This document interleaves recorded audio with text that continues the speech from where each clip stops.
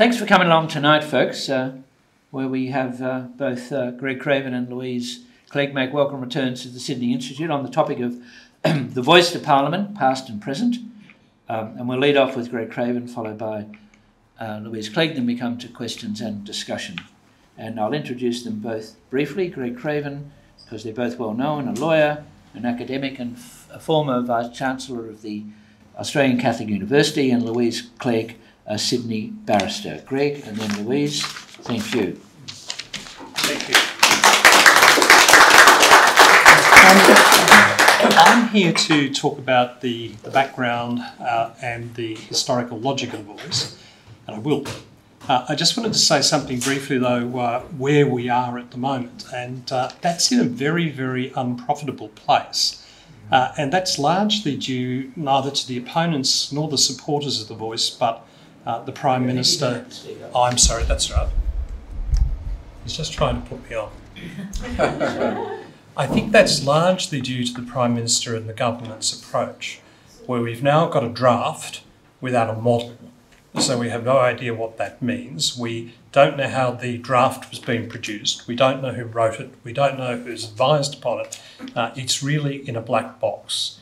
And the reason I say that in terms of the debate is that it really does facilitate the making of obscure arguments, problematic arguments, and things that you can't really understand. So I think the government really needs to not only disclose the model, as a lot of people have said, it needs to get together people who understand this process, who can actually look at what the model is and what the constitutional amendment is before it's finalised. Otherwise, we're going to go nowhere.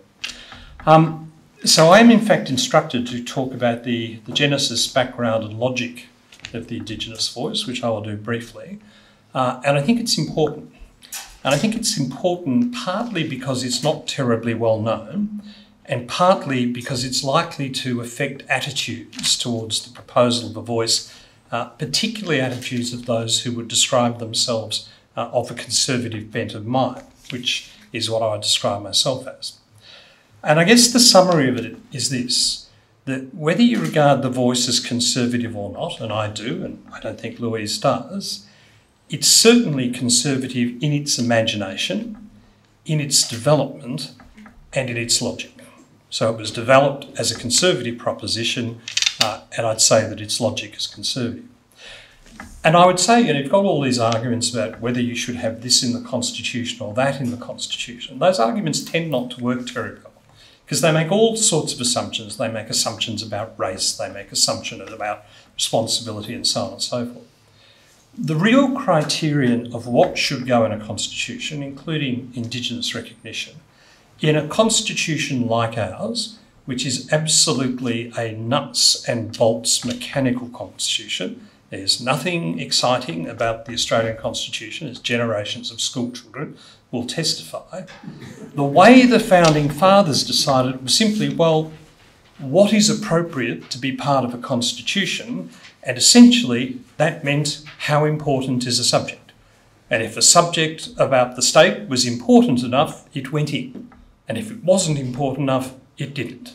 And that is precisely as sophisticated, and as sophisticated as it needs to be, but that is as sophisticated as it was. Anybody who wishes to challenge me on this point, I would point out that I was the idiot who republished the convention debates with commentaries and indices, and I have intimately read all 7,000 pages of those debates. So I am confident as the sole appointed representative of the Founding Fathers. So what they did was they put federalism in, they put Parliament in, they put the High Court in, they put some really important subjects like lighthouses and weights and measures in the Commonwealth's powers. That's fine, but they didn't put any recognition of Indigenous people in the Constitution. Why was that?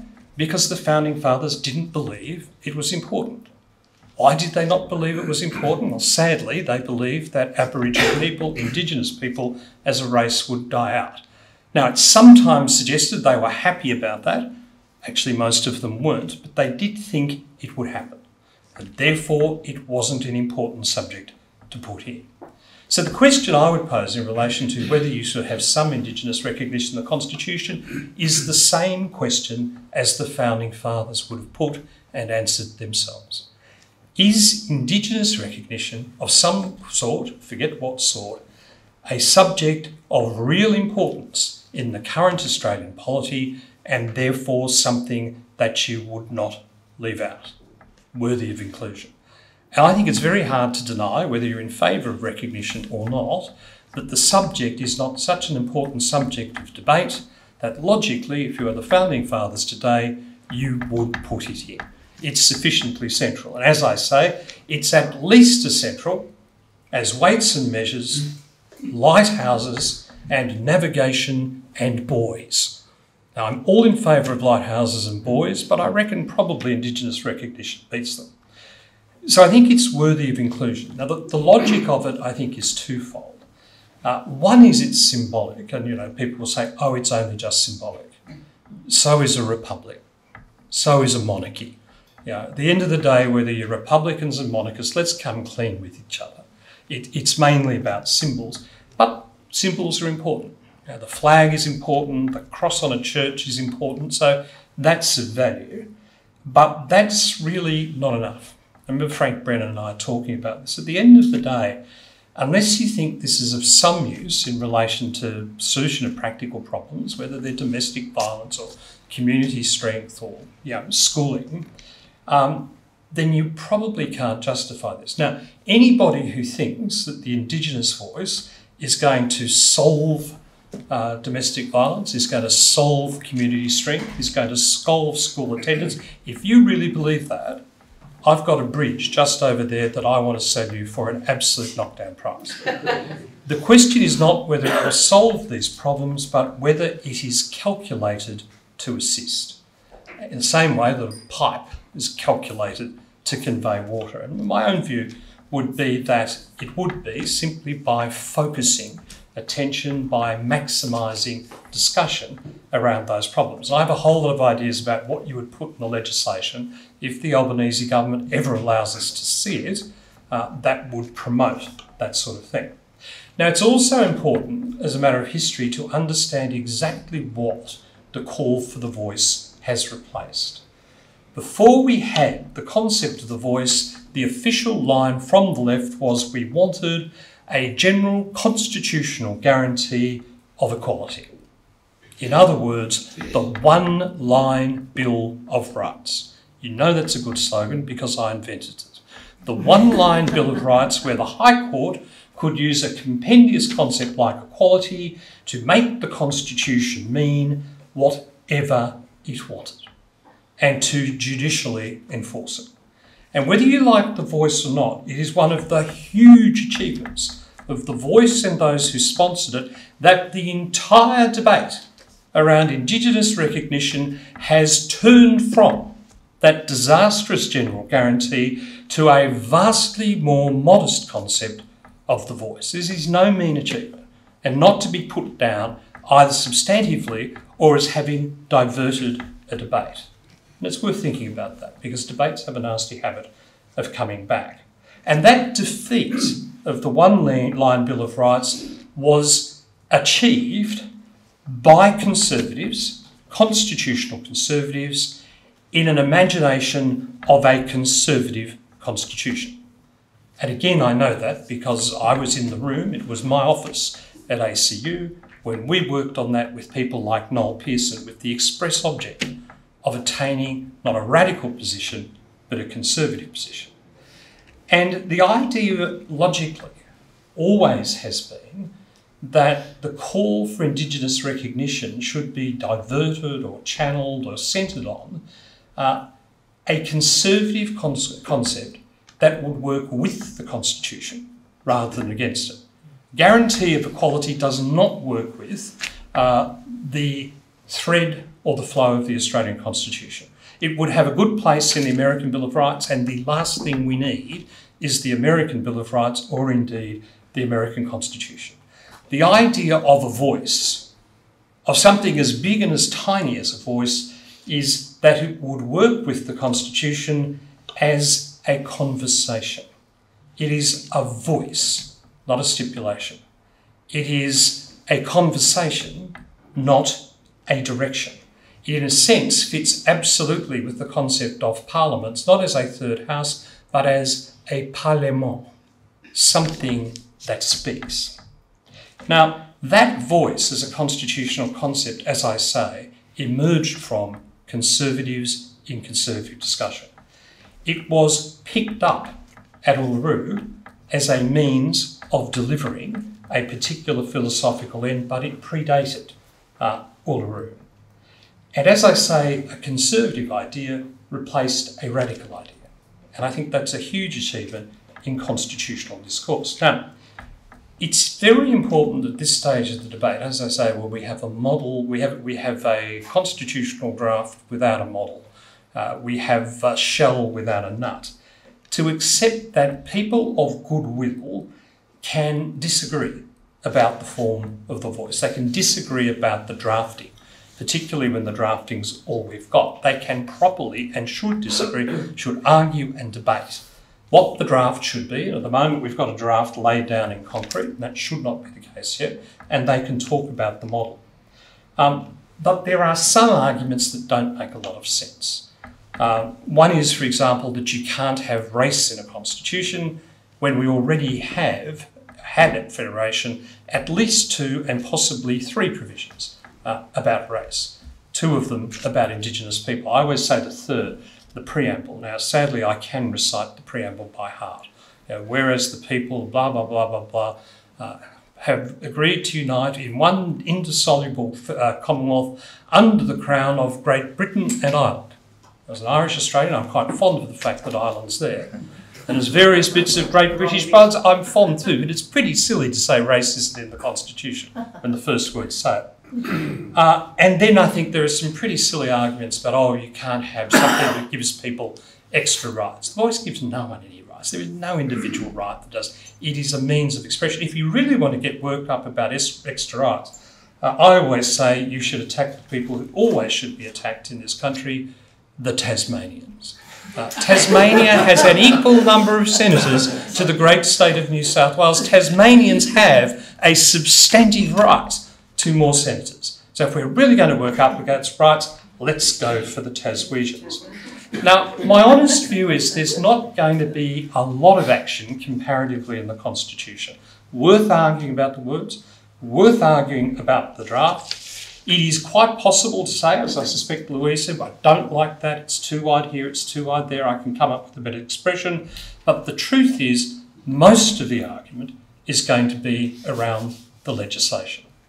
And it's worth thinking, we are going to get a voice, one way or the other. Either the referendum's going to win, and I actually believe the usual referenda realities will apply and that referendum will be hard to win, and this one will be hard to win, although I do worry that this could be a modern, postmodern social media referendum. And if it is, that worries me, because it might be like the debate around same-sex marriage, which is not disagreeing with same-sex marriage, but it was a very new debate. But even if that doesn't win, we will get it in legislation. The current power of Section 5126 would allow the legislation to be passed. And therefore, it seems to me that the logic, particularly for Conservatives at this point, is that they have to engage with the idea of the voice. They do indeed have to debate it. They do indeed have to critique it. They do indeed have to put their views forward, because if they don't, the model will emerge without their input and can be as bad as the government likes it to be. So as simply a matter of prudence, you would engage to produce at least the best, or remembering from my old Republican days, the least worst model of a voice. And if you don't, you have only yourself to blame. Now, the central point of engagement, I suspect, in reality, that probably focuses people's mind, is how do you prevent creating an expensive monstrosity, and how do you focus a body not into becoming an expensive monstrosity, but in actually having priorities that go towards those practical matters that I'm talking about. The thing people think about, how is this body going to help against domestic violence? How is it going to help people to go to school? How is it going to help communities to be strong? Now, if I were doing this around the model, and clearly I'm not, because I'm not the black box, I have no idea who's inside the black box, and I don't have any idea of what they're doing, I would draft a pretty determined and unusual statute. And basically what I would do is that I would make sure the legislation directed the voice into doing certain things, either philosophically or by means of priority. For example, I would have a clause in there saying that the voice in the discharge of all its functions must act in the interests of all the Australian people. There is no such thing as a clause of the Constitution that belongs to any group in Australia, even one as important as its Indigenous people. All clauses, all operations of the Constitution belong to the whole nation. I would make sure that the voice had very determinative priorities. The first one would be to scrutinise new legislation, because that's the fundamental thing it can do. We've got problematic legislation, we certainly don't want more. But I would go a hell of a lot further. I would say that the voice had to have priority areas where it had to focus its efforts above anything else, in all its functions, whether it's looking at new statutes, old statutes, or executive action.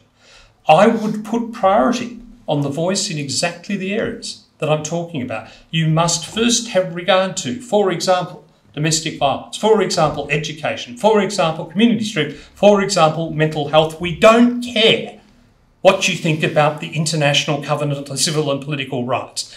Get down to work, and in all your actions, put these things first. I would require the voice, in doing that, when it critiques something, to consult and use the public service, and in respect of any report on any subject matter like that, to come up with a full plan, fully elaborated, fully costed, so that you don't get that type of sweeping mandate. And I would make sure that the voice was subject to every ordinary requirement of governance assurance that applies to government bodies, to the Auditor-General, to the Freedom of Information Act, to the oversight of a very, very determined parliamentary committee. And I would make sure, I think contrary to Carmen Langton, that members of the voice could be sacked, not simply by other members of the voice, but by an effective external mechanism. So I guess what I'm saying is this: the voice was conservative in imagination and conservative in construction, and I think it has to be ensured as conservative in operation. I've thought about that. One of the problems is you now have this tone with this notion of progressive. You being progressive, you are progressive. It makes you a great and wonderful person.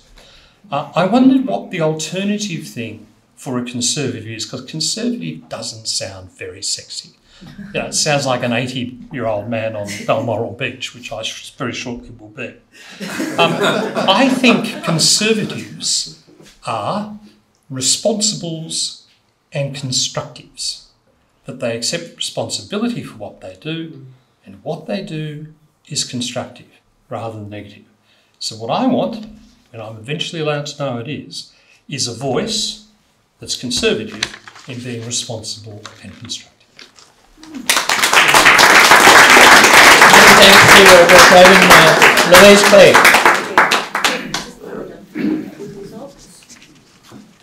Thank you, Gerard. Thank you for that, Greg. I want to start out by saying the thing I most profoundly disagree with Greg is that generations of Australian school children think the Constitution is boring. I don't think they think anything about the Constitution whatsoever. You must have had a very different education to the education that I had or my 4 children had, because that's one of my big bugbears, is that we Australians really don't know much about our Constitution. And everyone says, well, that's because it's boring. Well, it is a little bit boring and technocratic. Paul Keating once said it was a horse and sulky or horse and buggy utilitarian constitution. He said it in a derisory way, but it actually has served us very, very well. And I think lots of people who once advocated for bills of rights and things have fallen silent recently. You might have noticed that. So I think our founders were quite smart. They didn't get everything perfect. They did put lots of funny things in. Some sections are there as dead letters now. But the Constitution has served us well. We have a very stable and very harmonious society compared to even other liberal democratic nations at the moment in particular. And I guess that's why I'm here. I feel a bit of an imposter talking about this subject because it's not something I've ever really engaged with formally, although I have watched very closely. With great admiration, actually, for the people in recent years in particular, who've been talking the talk, walking the walk on this journey towards Indigenous recognition in the Constitution. It started out as reconciliation, became recognition, and it sort of manifested as a voice. Now, I've always said about the voice that, and it's not been around very long, the idea of a voice as constitutional, as Indigenous recognition, but I've always said that my heart said yes, but my head said no. And when I read the Prime Minister's proposal, my heart sank and my head exploded.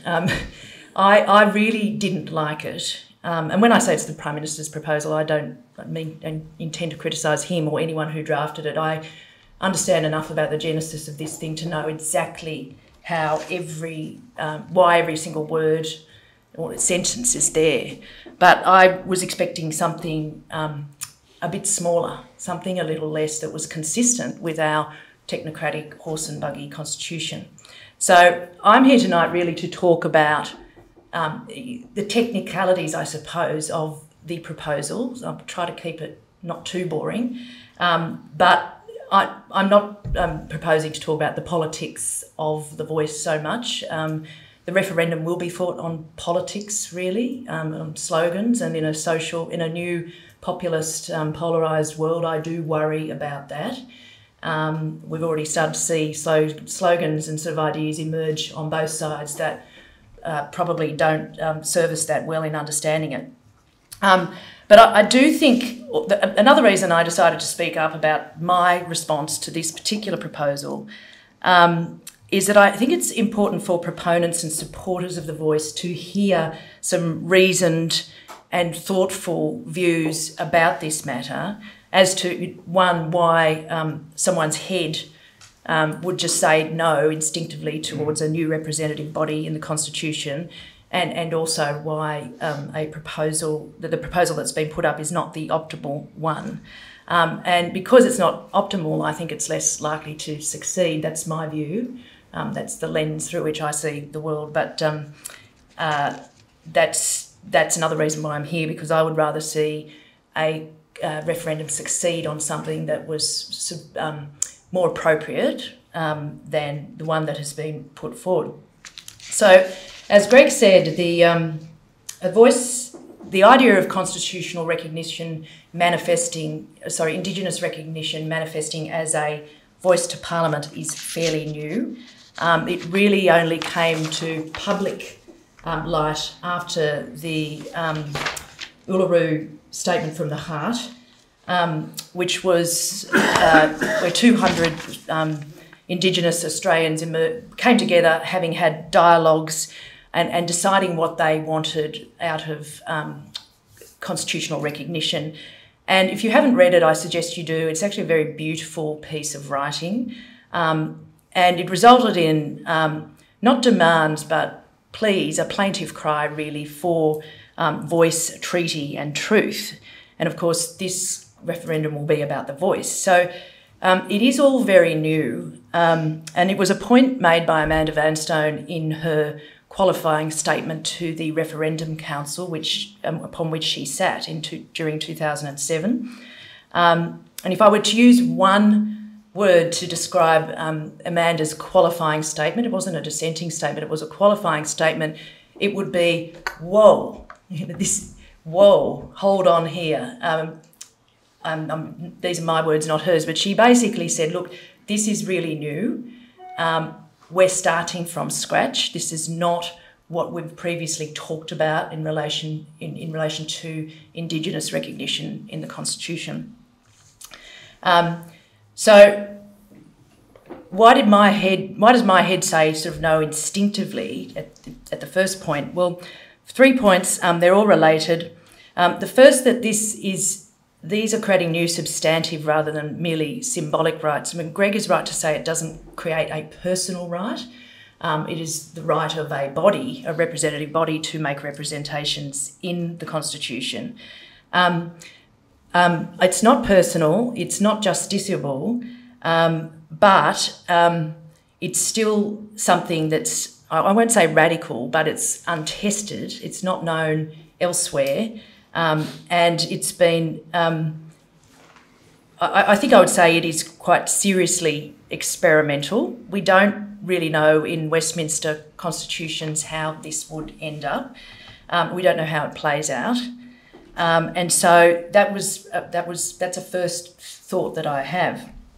The second point relates to the first, in that it is unprecedented. Promoters of the voice sometimes say that other Westminster or liberal democratic countries have Indigenous recognition, and that is true.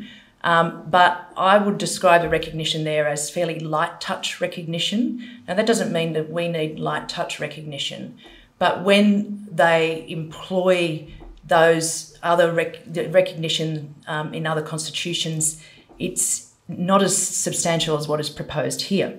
There are references, I don't have time to go through the US, the Canadian and New Zealand sort of constitutional frameworks and systems, but there are just references to Indigenous people in those constitutions in various ways, but they don't create anything like this. So that is the second point. There's nothing quite like this, except that Canada does have one small exception in the Canadian Constitution Act. Clause 35(1) provides a right to be heard to Indigenous people if there is an intention or proposal to change the Constitution where they are mentioned. So Indigenous natives or Aboriginals, I forget the precise words, are mentioned in the Canadian Constitution in relation to treaty rights, which are extra-constitutional. So in the Canadian Constitution, there is a right for a representative body to be heard before a proposal is put on the narrow question of changes to the Constitution that relate specifically to them. So it's extremely narrow, and it's not in relation to laws or policies, but in relation to any proposed constitutional change. So that's the only representative body that I could find in any comparable constitution with a colonial history. And that the third point about the head saying no is simply, and it's a well-worn point and we've already heard it, and that is that there is only one representative body typically in liberal democratic constitutions, and that is the Parliament. And that's where all representatives from the country go and put their case and vote on law, make the laws for all of us. And in a practical sense, if you think about representative bodies in our system, like political parties or unions and employer bodies, they sit a couple of layers below, like beneath laws that are made pursuant to heads of power in the Constitution. They're way down in the system. And some representative bodies, lobby groups like National Farmers Federation, Minerals Council, business groups, they don't have any representation. So I make that point because it's simply not the way it's done. And so it is very, very new. And that's, I guess, why a constitutional conservative would say, well, this is quite a big thing. So I don't think, as a matter of first principles, it's that modest. And I think it does contain some risks. So looking to the Prime Minister's proposal, when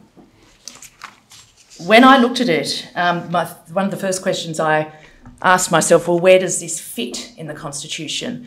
He's not said where it will go, and that would have to be a question that is answered. But this is actually, I'll go to each of the sentences in a minute, but it is quite a magnificent proposal of some import, and it doesn't belong in Chapter 1, which is where the Parliament is established, because it's not setting up a Parliament. It doesn't belong in Chapter 2, executive power, Chapter 3, the judiciary, Chapter 4, trade and finance, then the states. The only place it could go at the moment, without creating a new chapter, is miscellaneous, right at the end of the Constitution.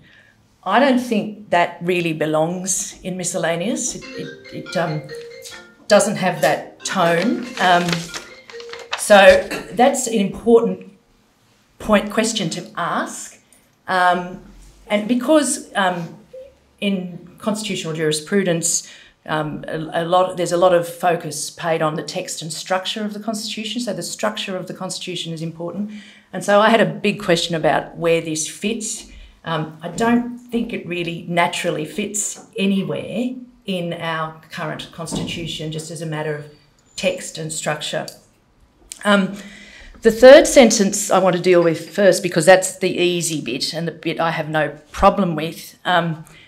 Critics have derided the third sentence, which hands the matter over to the Parliament to make laws with respect to the voice and its composition, functions, powers and procedures. Some critics have said, well, this is a blank cheque, and others have said, Greg Sheridan, for example, said, oh no, well, this means it's modest. I mean, this is what the Parliament does. This is very modest. I don't agree with either of those comments. It is what you would expect in our Constitution. I mean, there are, Section 51 has 39 enumerated placita which delineate or which outline the Commonwealth powers, but there are other sections in the Constitution. The Constitution's littered with provisions which throw matters over to the Parliament. That is just completely standard, what you'd expect. I don't think it advances the cause or harms it. The first sentence, though, as I've alluded to, about the whole of the clause is what I would describe as grand and declaratory. It says, there shall be a body to be called the Aboriginal and Torres Strait Islander Voice. So that it is akin to Section 1, which establishes the Parliament, Section 71, which establishes the High Court, and quite like, actually, most like Section 101, which establishes the now no longer existing Interstate Commission. Now, is there anything wrong with that? Maybe not, but it has the tone and tenor and language of what we call a repository of power in the Constitution. So it looks and feels like it's a repository of power. Now, it's not been drafted that way. It's only a representative body to the Parliament and to the executive government, but it has that sort of sense of great significance. And I can understand why the drafters want that. But in my respectful submission, I was going to say, in my respectful opinion, it is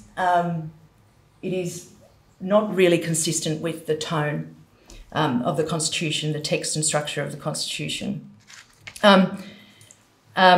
I also think it's very politically risky and arguably a little bit naive for the word "the voice" to be entrenched as the name of the body.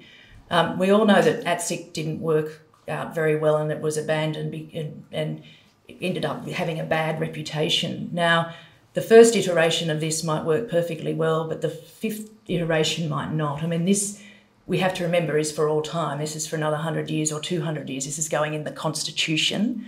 I think it's risky for the proponents to...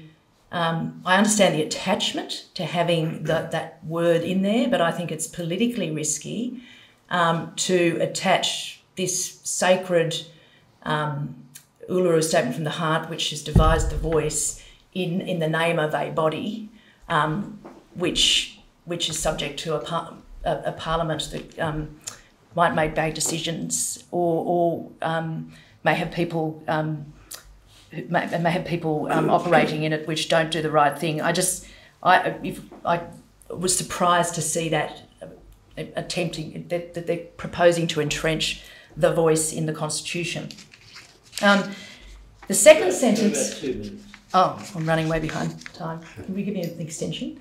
1 minute. The second sentence is the operative part. That defines the voice, and the reason that that's important is that it says that the voice may make representations to Parliament and the executive government on matters relating to Aboriginal and Torres Strait Islander peoples. What the proposers have there done is sort of take a halfway point between the idea that the voice would apply to everything, that is, laws of general application that apply to all of us, tax laws, welfare laws, etc., or laws that apply specifically to Indigenous people. And for my part, I think what the word that has been used and chosen is on matters relating to Aboriginal and Torres Strait Islander peoples. Now, that to me opens it up to possibly everything, where there will be endless arguments about whether or not the matters, the representations are constitutionalised. Now, we could have a voice that is enacted now that provides for Indigenous people to make representations on everything. My concern is the constitutionalisation of those, of all possibly any matters, because there'll be argument about the extent to which they relate to Indigenous people. And so my concern is that this will give an opportunity for those against the voice in a referendum, but also if it was successful in our polity going down the track, to say that the representations of Indigenous people are now elevated above the representations of everyone else on laws of general application. That is the biggest problem with this. It's the way it's been defined in section 2, which I have a particular problem with. Now, I was going to continue on and then justify my concern and suggest that no, I won't go there. I was going to mention the fact that, and expand upon the fact that Murray Gleeson gave a speech in 2019 indicating that he took the view that it should remain very narrow. And that has led me to come up with a proposal, Very quick. which Very quick. it's in the races. My proposal would replace the races clause, which is in section 5126. Currently, and we know how that operates, and it's the clause that is used for the intervention legislation, for the former ATSIC, for Hindmarsh Island Bridge laws, etc. So it says that the Parliament has the power to make laws with respect to the people of any race for whom it is deemed necessary to make special laws. Now, that is a race-based clause, and a lot of people don't like it, but it is used and it is regarded as being necessary for beneficial legislation for Indigenous people. During the voice process, the Indigenous people decided that they wanted it to stay there in the Constitution because it gave the opportunity for the Parliament to make laws that help Indigenous people. I am proposing a massive overhaul of that clause, so it's within an existing clause, and instead of it referring to race, which we don't like, it's not really an overhaul, it's a complete rebuild, I suppose, of the clause, but it changes section 51 so that the Parliament can make laws with respect to Aboriginal and Torres Strait Islander people for whom it is deemed necessary to make special laws. That changes the reference to race and gives recognition. But it is then qualified by the fact that only after the Parliament has received representations about the proposed laws from a body established by the Parliament to represent Aboriginal and Torres Strait Islander people. So my proposal here would fix section 5126 in the sense that it no longer uses the word race. It gives constitutional recognition to Aboriginal and Torres Strait Islander people. And it also embodies or entrenches a representative body in this provision, but which is not called a voice, so we don't have that problem, and which is narrow and confined and keeps the constitutionalised body with respect to, and the voice with respect to matters directly affecting Indigenous people. On that basis, sorry, Gerard, I think it's consistent with the tone, text and structure of our Constitution, is a better way to proceed as we walk together towards Indigenous recognition. I think it's more balanced, constitutionally coherent, and therefore much likely to attract support and withstand criticism.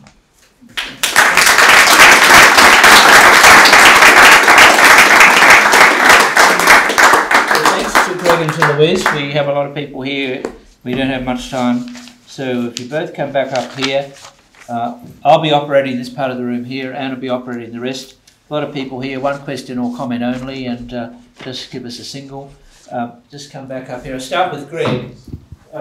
We have a question from one of our Western Australian members, and he's maintaining that in the 1967 referendum, in which of course there was a yes case but no official no case, that in the official yes case it said that a yes vote would not mean that the states would automatically lose their existing powers, and there was no case published, but he's maintaining that the states did lose their existing powers with respect to Indigenous Australians after 67, and his question is just how much hope can people have in the assurances of politicians in such matters when they weren't on in 1967, the allegation is.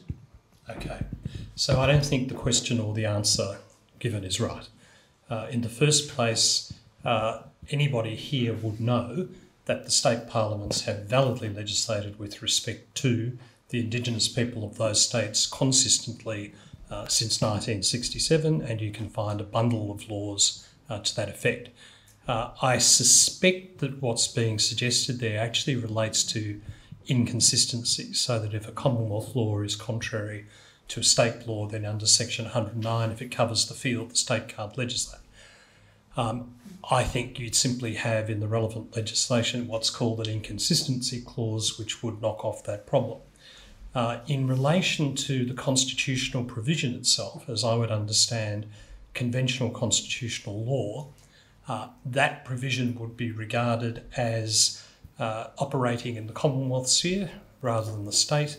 I don't believe it would preclude either at least state laws which were capable of operating consistently. So, for example, a state law that gives land rights or a state law that creates a consultative body would not be invalidated by that type of clause which creates a Commonwealth body.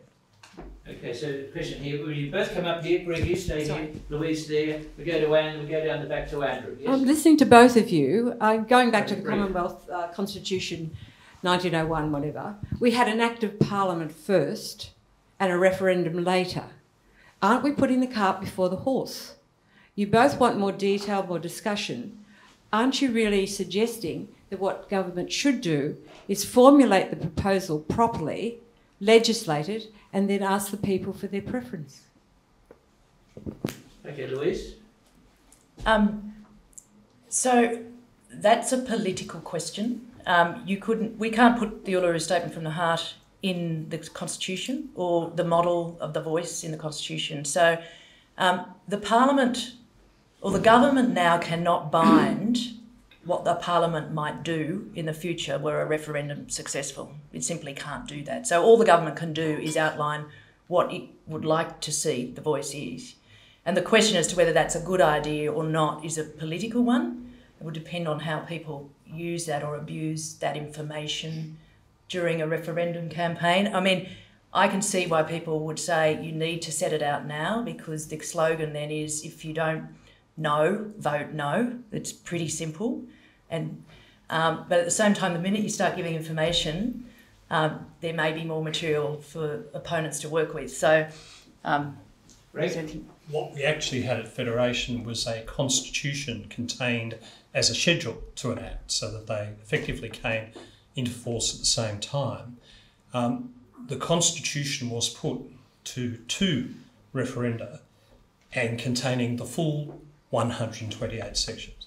So at Federation we had the complete model in its entirety put before the people, and it seems to me if you're going to have this type of amendment, you have the complete model not put to the referendum but standing there so that people know what they're getting. Okay, so there's a question down here.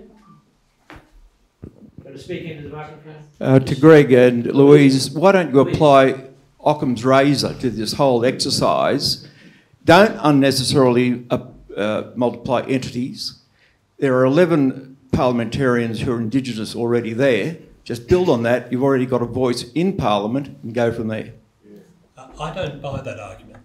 And the reason I don't buy it is this, that if you look at those 9 representatives, be they in the Senate or in the House of Representatives, and I was happy to have 2 hours with Senator Jacinta Price last week, and I told her this, those people do not simply represent Indigenous people.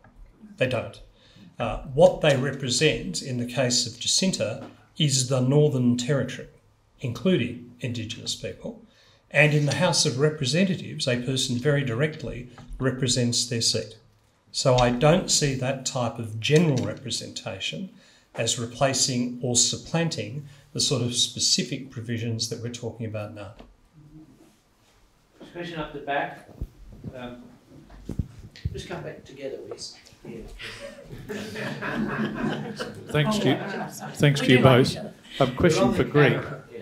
Janet Albrechtson in the Weekend Australian outlined a comprehensive argument as to why the proposal as currently framed is fundamentally legally flawed. Do you have a response to her argument? Well, I'll have one in the Australian this week. I thought Janet Albrechtson's argument was pitiful. Basically, it was a rehashing of the third House of Parliament. Then it was, well, it will be the end of parliamentary democracy as we know it. If parliamentary democracy will collapse in the face of a single advisory body, we should let the Chinese army in now. It's just not going to happen. I think the only new argument really raised was, oh, this will raise all sorts of implications that will be justiciable by the High Court. I've been a critic of the High Court for my whole life. I wrote a thing once called The High Court of Australia, a study in the abuse of power, which nearly got me exiled. Even I do not think that clause is going to suddenly send the High Court off into a paroxysm of judicial activity. It's just too machinery. It doesn't give rise to those sort of blank cheques. You want to comment on that, Louise? Look, I'm not so concerned about lawfare. I think on current settings for the High Court, it is pretty much non-justiciable, and that the High Court will not get itself involved in it, that it pushes it away. That's always been the approach. I do think the problem here is there's been a pretty poor reaction in some parts to the Love case, which has inflamed a lot of people, the result in that case. Hang on, and what's the Love case? It was the case which found that persons without citizenship but who had Indigenous lineage could avoid deportation by reinterpreting a provision in the Constitution, and it was derided by critics as judicial activism, and it was fairly controversial. Happened not so long ago. I think that's created a lot of antagonism, and I think that case will be used against the proponents in the referendum. So it would be ironic if that case, which promoted Indigenous peoples really in our polity and within the Constitution, might be something which helps this referendum to fail. I think there's a lot of antipathy now towards the court from some people because of that case, and that's brought on this sort of anxiety. Louise, walk away. Sorry, it's just- We're on camera, you see. Greg, you mentioned the disappearance of the Bill of Rights argument. What do you think all of this means in relation to the treaty argument? Okay, so the two sort of concepts that run around the voice and would be there even if you didn't have a voice, the idea of an Indigenous treaty and the Makarrata, which is the Makarrata, and also the truth-telling exercise. I think one of the problems in this area is you have words that don't mean what they look like they mean. So if you take a person like Noel Pearson, what a treaty means is something like a solemn compact, but certainly not a treaty between states. If you were going to have a solemn compact which dealt with things other than the voice in a sensible sort of a way, yes, you could. But I would be very nervous of running around yelling the word treaty, because I think people would be worried about that. Solemn compact, yes, maybe we can call it treaty, fine. I have no problem with that. The truth-telling exercise worries me a little more, because probably what it's going to be is Indigenous and non-Indigenous Australians sitting down to talk about the whole issue of history and different views. That's fine. If anyone, either on the Indigenous or the non-Indigenous side, said, well, basically this is going to be a trial by warfare, and basically white Australia is going to be put in the box and indicted, I think that would be disastrous for any referendum. So look, I'm not particularly fussed about treaties, but I think what we're talking about now is the constitution of the voice. Let's figure that out before we move on to the next. Louise, you want to comment on that? No, I won't say anything. Okay, so there's a question there, who's in charge here? There's a question there. Yeah, this is sort of the elephant in the room, and We've got to be brief, okay? Yeah, everybody's too delicate to talk about it. But the major issue that a lot of people see with these proposals, or the proposals however it's put, is the concept of who is an Indigenous person. And particularly if you allow for a constitution being a virtually eternal document, and you look 100 years from now, and at this point 60-something% of people who describe themselves as Indigenous live in the capital cities, not in remote areas. If you take that and take the probable rate of intermarriage with other groups, isn't this just going to be a continuously contentious issue? Look, I think over time it may mean that this peters out. But one of the nice things I think about my proposal is it's not only narrow in its subject matter, but it is only necessary for as long as special laws need to be made with respect to Indigenous Australia. So it has its sort of own inbuilt sunset clause. But look, I think that's a fair comment. In 100 years' time, we might have something different. But I do believe that we need Indigenous recognition in the Constitution. That is a desire on the part of... If you asked Australians that question, that single question by itself, most Australians would say yes. So we are in a time and place. And there are also lots of dead letters in the Constitution right now which don't operate and just sort of sit there doing nothing, quite a few actually. So that's not a concern from a technical point of view for me. Greg, do you want to make a comment on that? I think it'd be an important issue if you're going to have a body that was elected. So, I mean, that would directly engage the question of who was an Indigenous person. Were you entitled to vote? You're not going to get that. In fact, this body isn't, I think, technically a representative body. What's most likely under Carmel and Langton is that you will have, if you like, a amalgamation of existing Indigenous bodies set up by reference to a region and so on and so forth. Yes, you might have the odd person in those Indigenous bodies that was a phony Indigenous person, possibly, but it doesn't affect the general integrity of a body like, for example, the Darkin Young Land Council. I don't think it's mainly composed of fake Aborigines. The Parliament, as it stands, can instigate and pass legislation to the benefit of Aboriginal people. Mm-hmm. What do you think will make it any different if we have a voice? Okay, so why is the voice different? That's good, that's fine. Okay, quick response. Well, partly that it will be symbolic, as I said. I think that's important. and partly that it will provide a framework whereby Indigenous voices, formal framework, by which Indigenous voices may be expressed in relation to such legislation, and that's not there now. This is solving the problem that is perceived that we have with relation to Indigenous recognition in the Constitution. Now, I don't particularly like this model. Well, I don't like it at all. I can see something smaller that's more appropriate, but it solves the problem that we have, and which Prime Ministers since John Howard or even before have said we need to solve, but the whole thing has been kicked down the road since 2007, when John Howard was first at the Sydney Institute and said prior to the 2007 election that we need Indigenous recognition in the Constitution. So that's why we're having this debate.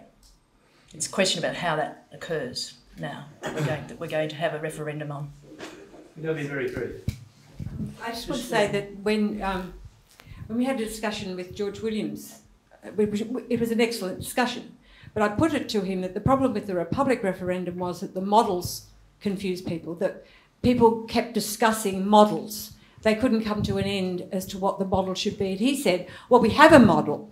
We don't have to discuss that. But this discussion tonight indicates to be that the very thing we need is a model we agree on. And to my mind, this will go the way of the Republic referendum if we don't get a model. What's the best way forward in that case? Brief response. Let's start with Louise. Because I've not been involved in this area, I have absolutely no idea what the model will look like. As a constitutional lawyer, that doesn't bother me so much because I know that parliaments make models about all sorts of things all the time, and sometimes they're great, sometimes they're bad. They fix them up. That's their job. So as a constitutional lawyer, I don't particularly have a problem with that. As I said before, it's a political issue as to whether or not a model is required. I think the likely position is that people will vote no unless they know what they're getting. Therefore, we need a model. And going back to where I started, it's a huge problem that this thing is being developed by people we don't know, in a way we don't know, to an end we don't know, in a black box.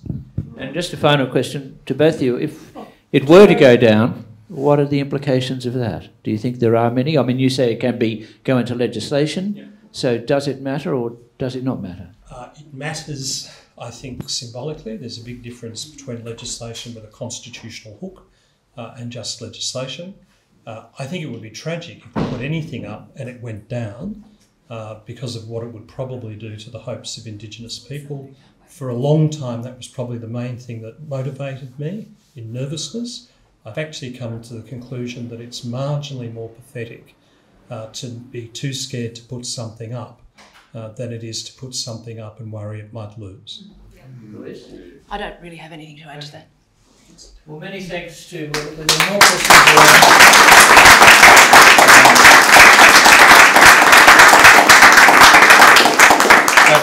But we always finish on time and we're right on time, so I'll play my part and be very brief. The full papers will be published in the Sydney Papers Online, so Louise had to cut her paper a bit short, but we'll publish the full paper, and Greg's paper will be published as well.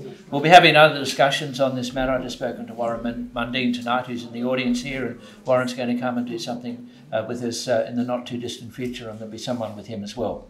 But for tonight, thanks for a very informative discussion to Greg Craven and Louise Clegg.